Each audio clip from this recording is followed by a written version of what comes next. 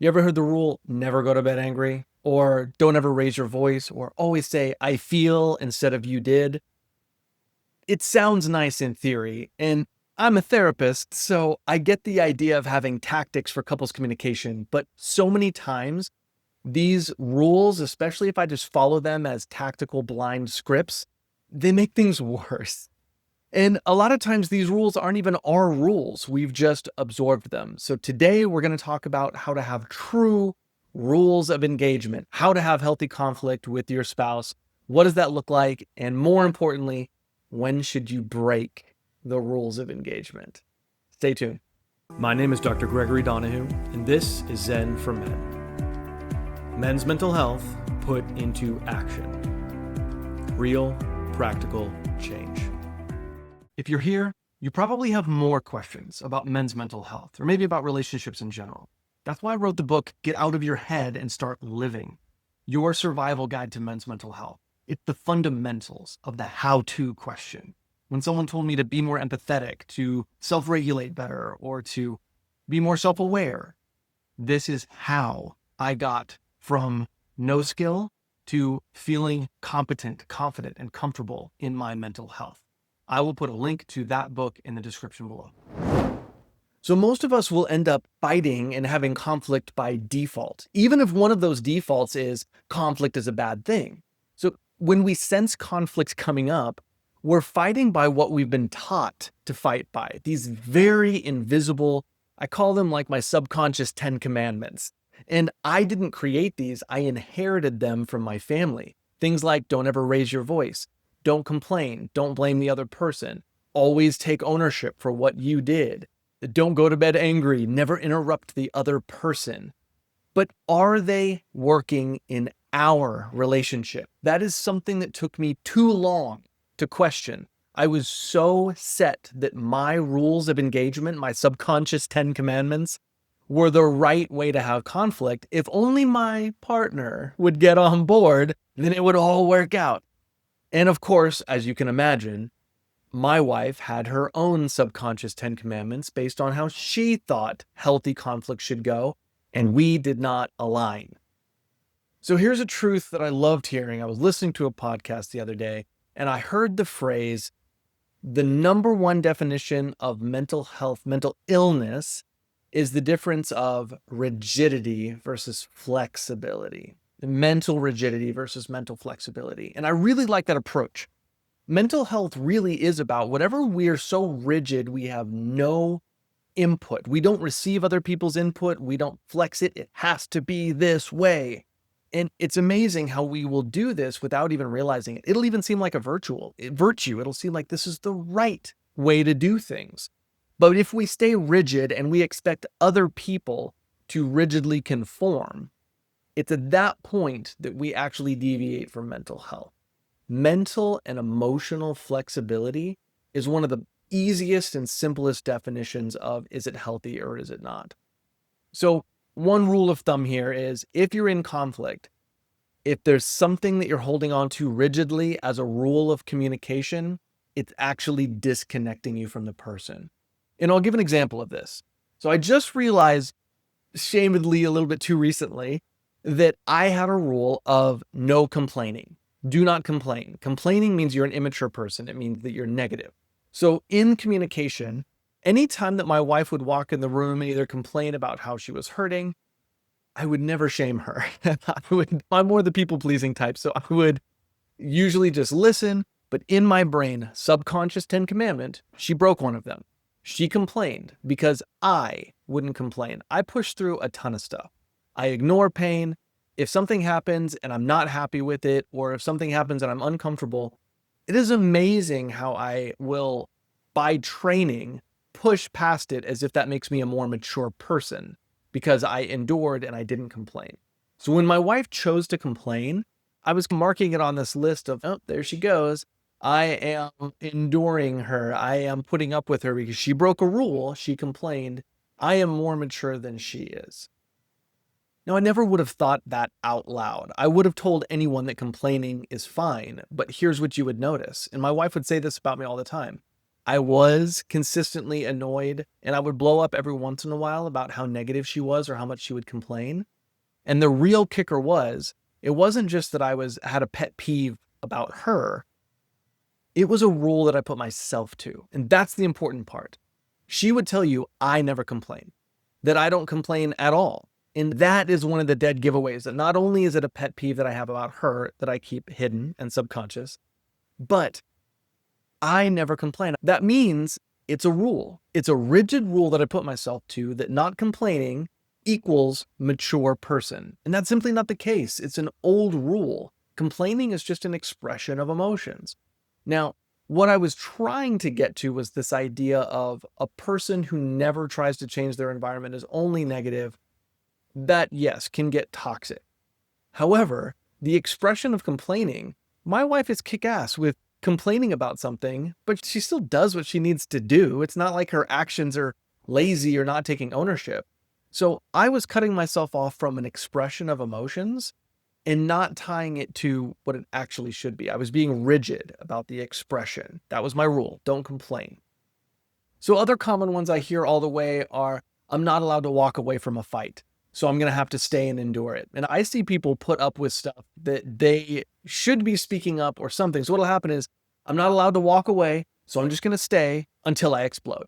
And it happens all the time, whether it's that fight or whether it's 5 fights later.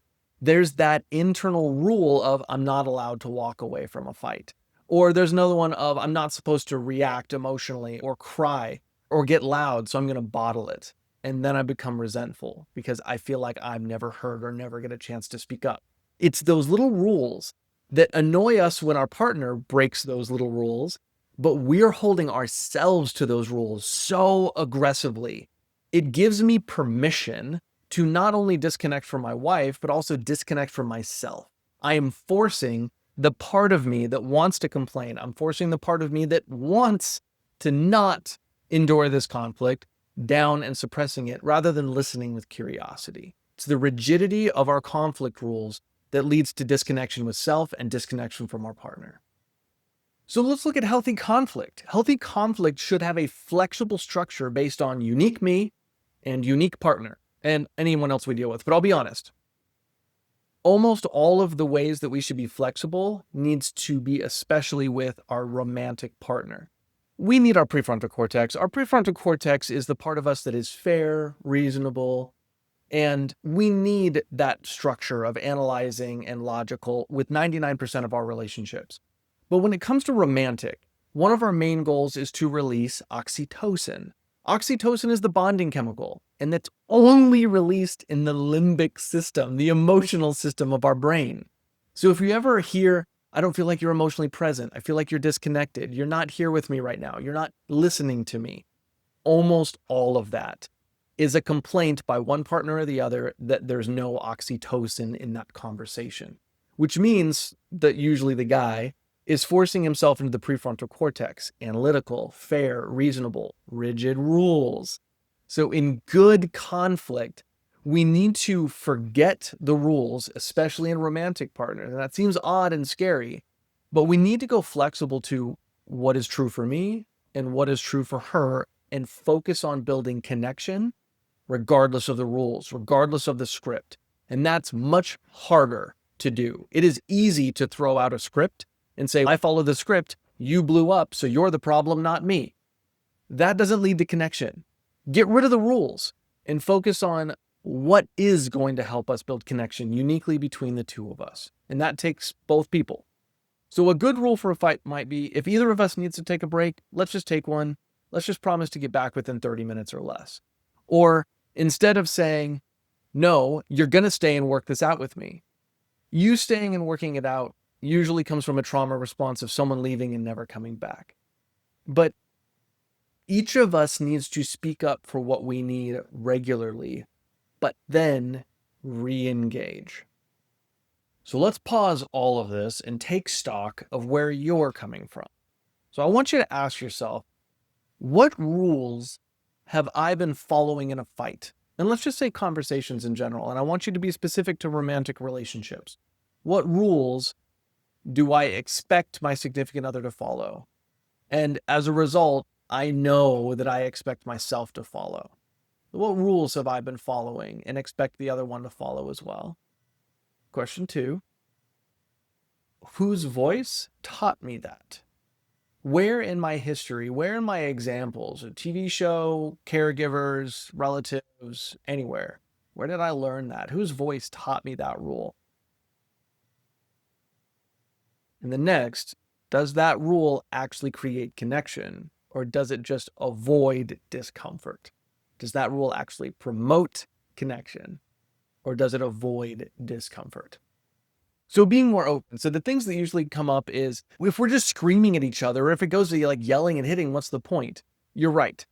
What is being accepted is honest emotion. And when it gets to the point of rage, or the point of the four horsemen of contempt and criticism, defensiveness, stonewalling, there's a lot of disrespect. But anger should still be welcome. You should still be open. And one of the things I had to get good at is a lot of times my wife would express something that broke a rule for me. And I wasn't listening for the anger underneath it. Listen for the emotions that are underneath it. Ignore the rule and just say, can I hear an emotion? And can I seek after what makes her so angry? Then do the same within yourself. Am I angry? Do I have permission to express that without the disrespect?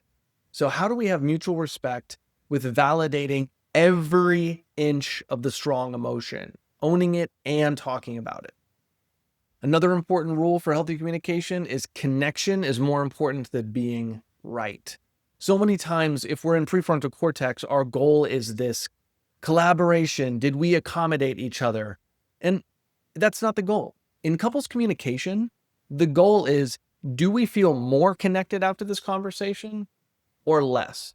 And there's so many times couples will get to this compromise, but they don't feel any more heard or connected. So if we reset our goal in every argument, I even want you to assess that. What tends to be your goal? For most of us guys, I'll be honest, for most of us is, how do I prevent her from getting more emotional? How do I get her to be more calm? So we try to be more calm. We try to be more reasonable because we want them to be more logical and calm because we're afraid of emotions. So instead, I had to turn up the volume of my own emotions so that I could also make room for hers. Because if I'm suppressing my own emotions, I'm going to instinctively do the same for hers eventually, because I'm going to resent her for getting to be the person who gets to express her emotions all the time. What about me? That's a good question. What about me is I have my own rule that I've been putting myself to where I feel like it's more mature not to express my emotions. Have a different goal in fights. Connection is more important than being right, and emotional expression leads better to connection than reasonable conversation. So we got to let go of this rule set of reasonable conversation as the main goal. So each new rule set is going to be up to the two of you. You and your significant other are going to be the primary leaders to what rules do we need to have to feel safe, which means you got to know what you need in order to feel like you can get all of your emotions out. For me, I'm more of a people pleaser. I needed to learn how to turn up my emotional volume, and that took a lot of different things. I had to talk to other people first, then I would journal, and I would talk to my wife after that. But then eventually I had to force myself to express things that I felt were immature, but they were honest. And so I started scrapping the rules. Oh, this makes me immature. I can't say that, but it is how I feel. So I focused more on honesty and connection than I did on what I thought was a mature way to communicate. For other people, it could be more about fighting for vulnerability rather than blame and accusation. There's so many times that we feel powerless because someone else keeps doing something that hurts us and they don't seem apologetic enough or they don't seem to understand. So we want to poke and fight and get them to understand. So it's getting to a place where we're more vulnerable about the fear, the pain, the hopelessness, and those emotions. So what in this situation allows us to do that? So scrap the rules and focus on connection as the one goal. And you're going to notice that there are some things that break all the rules and do a bunch of stuff and don't lead to connection, like certain aspects of rage or disrespect or contempt. Those don't lead towards connection. So that means those don't work. So whatever rules we set up need to promote connection. not about fairness, not about strictness or rigidity of rules. So I hope that helps you take one step closer to having more intimate and more successful conversations with you and your significant other. And to be honest, the main goal is more freedom in yourself with how you express yourself to the person you care about, to be more authentic and to be better heard. Because the more we let ourselves off the hook with those rules that are outdated, we're going to be better understood by others and more approachable. Ultimately, this is about us being seen as well as seeing others. So if this helps, please interact with this content in any way that you can. Subscribe, click, leave a comment. Anything will help this algorithm so that we can get more tools out to the men who need it. Thank you for tuning in today, and I'll see you next time.